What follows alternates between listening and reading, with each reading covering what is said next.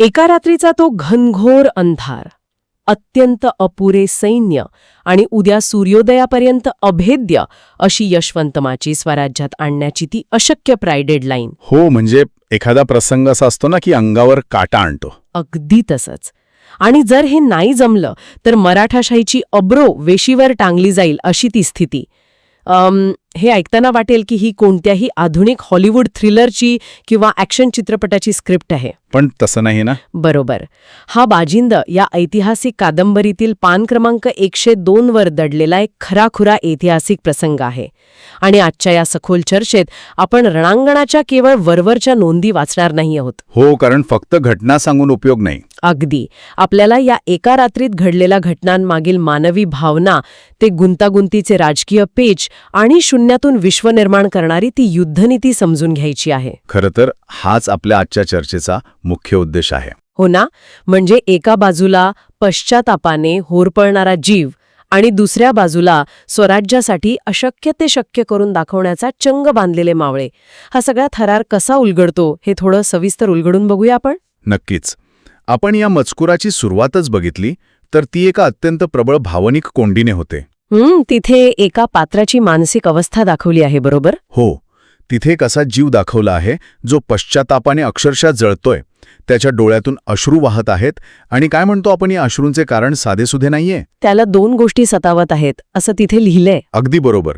पहिली गोष्ट म्हणजे स्वराज्याशी केलेली हरामखोरी म्हणजेच गद्दारी, आणि दुसरी गोष्ट म्हणजे त्याच्या प्रेमाचा, सवित्रीचा विरह.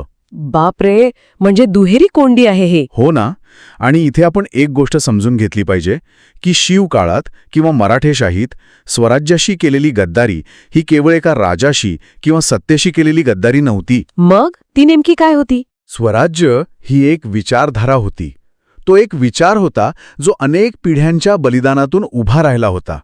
त्यामुळे या विचारधारेच्या विरोधात जाणं हे एका अर्थाने स्वतःच्याच मुळावर घाव घालण्यासारखं होतं. हे वाचताना मला एका बुद्धिबळाच्या खेळाची आठवण येत होती. कसं काय? म्हणजे जसं बुद्धिबळाच्या खेळात एखाद्या प्याद्याला अचानक कळून चुकावं की अरे, आपण चुकीच्या राजासाठी लढतोय आणि आता माघार घ्यायला खूप उशीर झालाय, तशीच ही अवस्था असावी. खूप छान उदाहरण दिलं. आणि बघा ना, इथे फक्त राजकीय चूक नाहीये, तर त्या गद्दारीची किंमत त्याला त्याच्या वैयक्तिक आयुष्यात सवितेचा विरह सहन करून चुकवावी लागत आहे. राजकीय महत्वाकांक्षा आणि वैयक्तिक प्रेम यांच्यात भरडला गेलेला हा माणूस आहे. खरंय. जेव्हा विवेकाचा आवाज जागा होतो ना, तेव्हा ती जाणीव माणसाला आतून पोखरून काढते. तात्पुरत्या फायद्यासाठी आपण आपले सर्वोच्च मूल्य गमावले आहे हे जेव्हा कळतं, तेव्हा होणारा पश्चाताप हा कोणत्याही शारीरिक जखमेपेक्षा अधिक भयंकर असतो. अगदी खरंय. पण या कथानकात केवळ ही एकच शोकांतिका नाहीये. याच्याबरोबर समांतर पातळीवर एक दुसरी अत्यंत गूढ घटना घडत आहे. हो, ते सूर्यराव बेरड यांच्याबद्दल ना? बरोबर. याचवेळी सूर्यराव बेरड नावाचा एक मोहरा आपली इमानदार आणि कडवी फौज घेऊन यशवंतमाचीच्या शेजारच्या डोंगरदरीत लपून बसलाय. आणि सर्वात आश्चर्याची गोष्ट म्हणजे त्याच्यावर नुकताच एक जीवघेणा हल्ला झालाय. हो, पण तो हल्ला कोणी केला याचं रहस्य त्याला अजूनही उलगडलेलं नाहीये.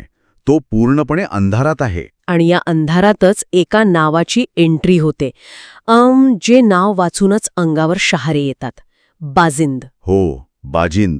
मजकुरात स्पष्टपणे म्हटलंय की बाजिंद आणि त्याची फौज सूर्यरावला शोधून मारल्याशिवाय शांत बसणार नाहीयेत. पण या सगळ्या वर्णनात मला एका वाक्याने अक्षरशः खिळवून ठेवलं. कोणतं वाक्य? तिथे लिहिलंय की बाजिंदचे गूढ दुसऱ्या व्यक्तीला समजले की 100 वर्षांच्या तपश्चर्येची राखरांगोळी होणार हे मात्र नक्की. हा खूप महत्वाचा भाग आहे. मला हा प्रश्न पडला आहे की हे बाजिंदचं गूढ नेमकं काय असू शकतं ज्यासाठी 100 वर्षांची तपश्चर्या पणाला लागलीय. म्हणजे 100 वर्ष म्हणजे अनेक पिढ्यांचा काळ झाला ना. एका माणसाचं आयुष्य एवढं मोठं नसतं.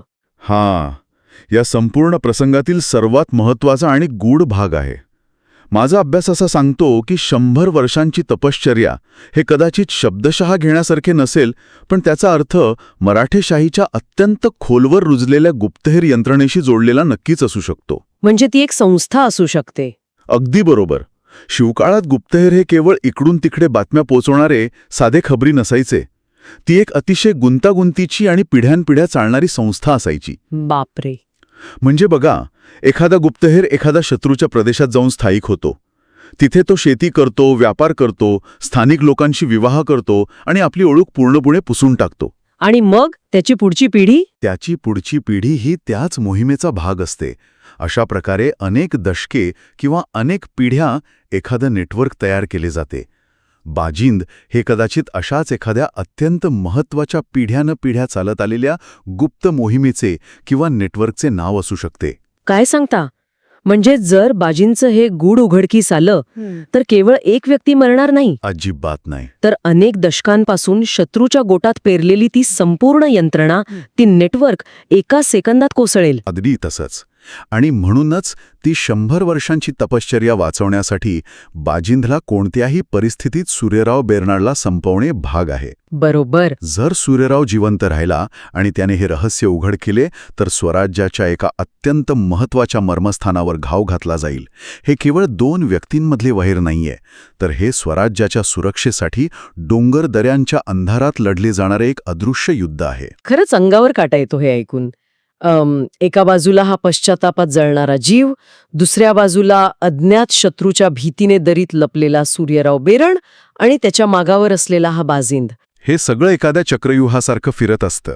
हो ना. आणि याच वेळी कथानक अचानक एका नव्या आणि उघड संकटाकडे वळतं. ते संकट म्हणजे यशवंत माचीचा प्रश्न. आणि इथे प्रवेश होतो वस्ताद काकांचा. हो, वस्ताद काका. त्यांनी या सर्व गोंधळाच्या पार्श्वभूमीवर मावळ्यांच्या प्रमुख शिलेदारांची एक तातडीची बैठक बोलवली आहे. आणि त्या बैठकीतील त्यांचे शब्द, बापरे. हो, ते कोणत्याही सैन्यामध्ये प्राण फुंकणारे आहेत. ते शब्द खरंच अंगावर काटा आणणारे आहेत. ते मोठ्या आवेशाने म्हणतात की गड्यांनो, उद्या जर यशवंत माचीवर भगवान नाही फडकला तर सारी मराठेशाही शेण घाईलेल तोंडात आपल्या. हे वाक्य वाचतानाच एक वेगळीच ऊर्जा संचारते. पण मला इथे थोडं थांबून या परिस्थितीचं एक प्रॅक्टिकल विश्लेषण करायचं आहे. बोला ना.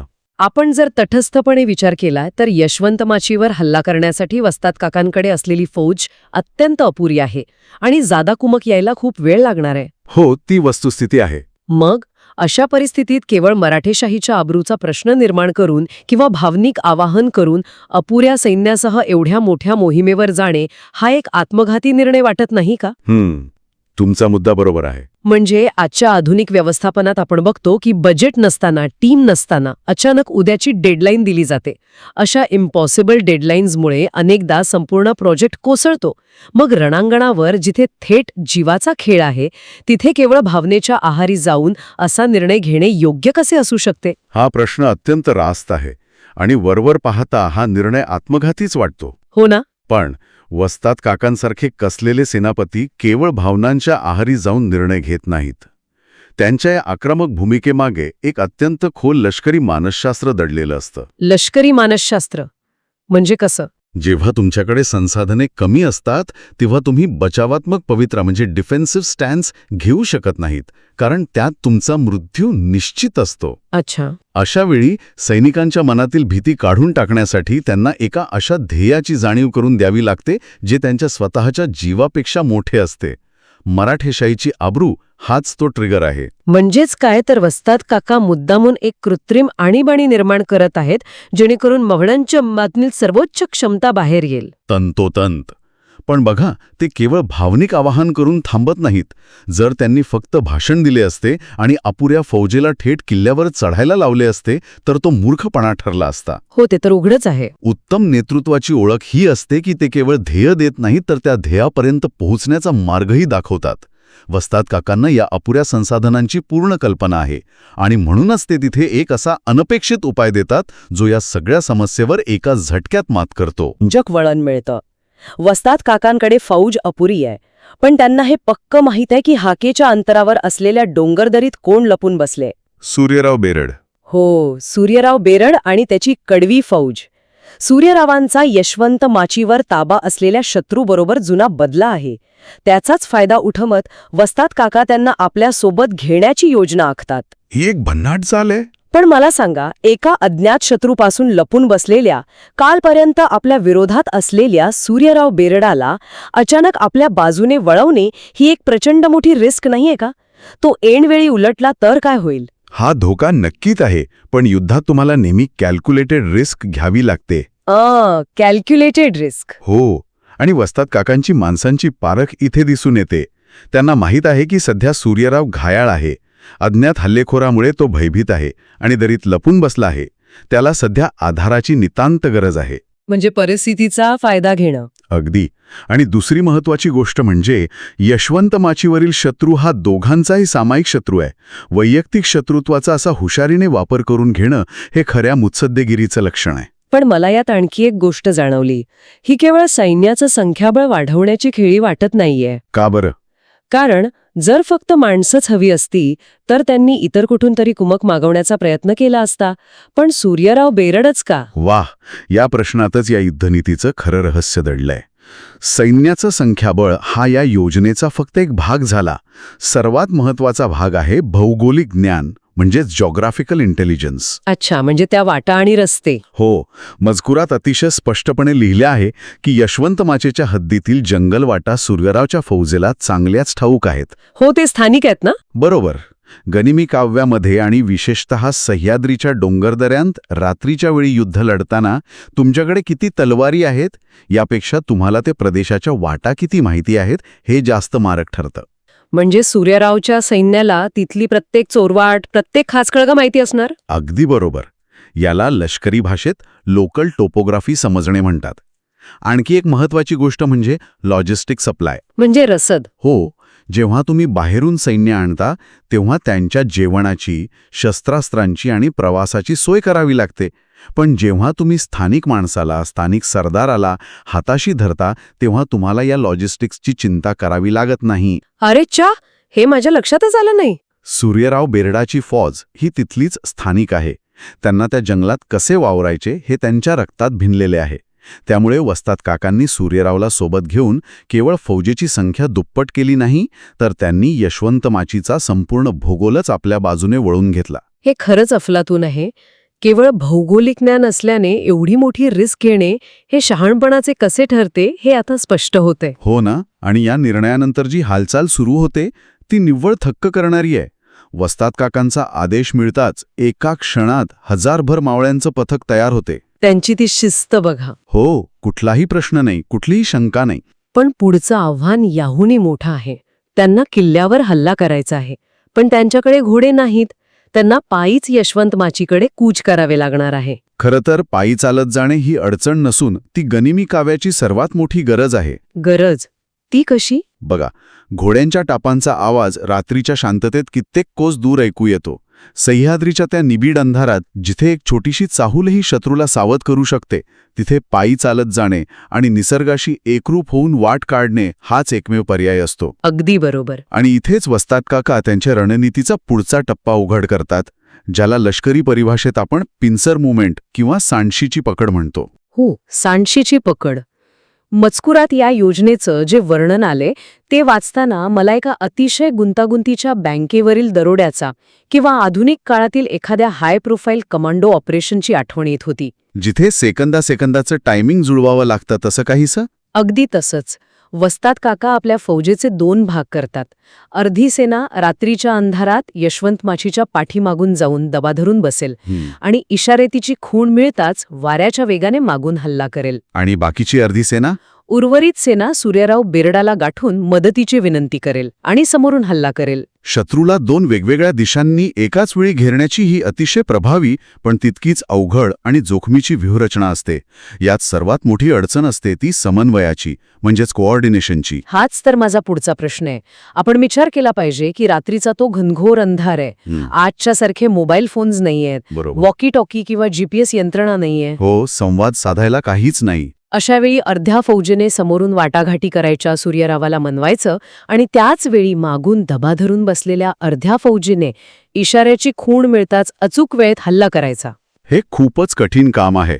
म्हणजे 1 सेकंद जरी इकडे तिकडे झाला किंवा एका मावळ्याचा जरी पाय घसरला आणि आवाज झाला तर समोरून सुरू असलेल्या वाटाघाटी फिसकटतील आणि स्वतः वस्ताद काका आणि त्यांची फौज या सांडशीच्या पकडीत स्वतःच अडकतील. हे टायमिंग ते कसे जुळवत असतील?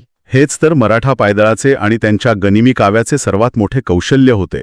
म्हणजे ते निसर्गाचा वापर करत असत का? अगदी बरोबर. अंधारात समन्वय साधण्यासाठी ते निसर्गाचाच वापर करत असत. पक्ष्यांचे किंवा प्राण्यांचे आवाज काढणे, रात्रीच्या वेळी विशिष्ट आकाराची आग पेटवणे किंवा मशालीने इशारे करणे. अच्छा. आणि सर्वात महत्त्वाचे म्हणजे प्रहर आणि ताऱ्यांच्या स्थितीवरून वेळेचा अचूक अंदाज बांधणे. या सगळ्या गोष्टी त्यांच्या अंगवळणी पडलेल्या होत्या.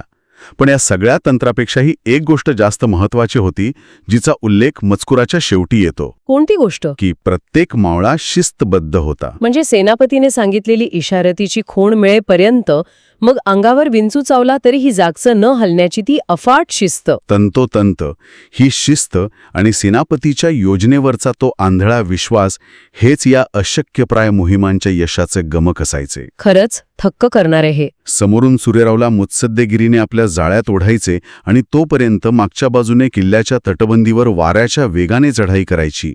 एकाच वेळी बुद्धिबळ आणि रणांगण दोन्ही आढळ्यांवर लढले जाणारे हे युद्ध आहे. हा सगळा प्रवास आपण पाहिला ना, तर हा केवळ एका पानावरचा ऐतिहासिक संदर्भ वाटतच नाही, तो एक जिवंत श्वास रोखून धरायला लावणारा अनुभव वाटतो. हो, नक्कीच. या सखोल चर्चेच्या शेवटाकडे येताना जर आपण या संपूर्ण घटनाक्रमाचा धावता आढावा घेतला तर आपण पाहिलं की एका व्यक्तीचा अंतर्मनातील पश्चात्ताप आणि गद्दारीची जाणीव माणसाला कशी पोखरते. आणि आपण हेही पाहिलं की बाजिंदचं गूढ आणि 100 वर्षांची तपश्चर्या म्हणजे शिवकाळातील ती अभेद्य आणि पिढ्यानपिढ्या चालणारी गुप्तहेर यंत्रणा कशी काम करत असावी. बरोबर.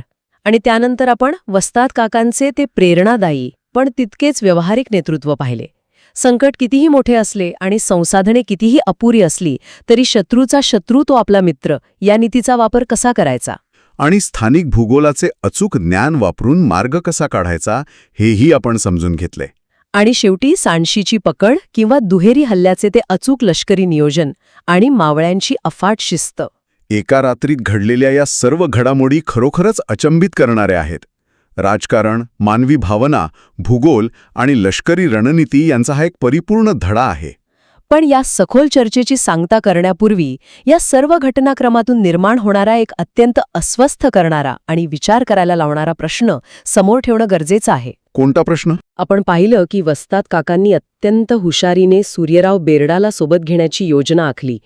पण समजा उद्या खरोखरच त्यांच्या योजनेनुसार यशवंत माचीवर भगवा फडकला आणि त्यांचा तो सामायिक शत्रू संपला तर त्यानंतर काय? अरे छा, हा खरोखरच राजकारणातील सर्वात कळीचा प्रश्न आहे. हो ना. ज्या सूर्यराव बेरडाला केवळ परिस्थितीची गरज म्हणून आणि सोयीसाठी मदतीला घेतले आहे, तो काम फत्ते झाल्यावर, स्वार्थ संपल्यावर स्वराज्याचा इमानदार मित्र राहील याची काय खात्री? अगदी रास्त शंका आहे ही. युद्ध संपल्यावर विजयाची फळं वाटताना त्याच्या महत्वाकांक्षा पुन्हा उफाळून आल्या तर तो स्वतःला अधिक ताकदवान समजून भविष्यात स्वराज्यासाठी पुन्हा एक नवीन आणि मोठी डोकेदुखी बनेल का? हा खूपच गंभीर विचार आहे. तात्पुरत्या आणि केवळ गरजेपोटी केलेल्या युतीचे या सोयीच्या राजकारणाचे दूरगामी परिणाम काय असू शकतात हा प्रश्न खरोखरच आपल्या सगळ्यांना विचार करायला लावणार आहे. हो, कारण तात्काळ विजयासाठी केलेली तडजोड भविष्यातील शांततेला कसा सुरुंग लावू शकते यावर नक्कीच मंथन व्हायला हवं. बरोबर. आणि या प्रश्नाचं उत्तर कदाचित इतिहासाच्या पुढच्या पानांवर दडलेले असेल. पण आजच्या या सखोल चर्चेत आपण इथेच थांबूया. पुन्हा भेटूया अशाच एका नव्या आणि रंजक माहितीच्या प्रवासात.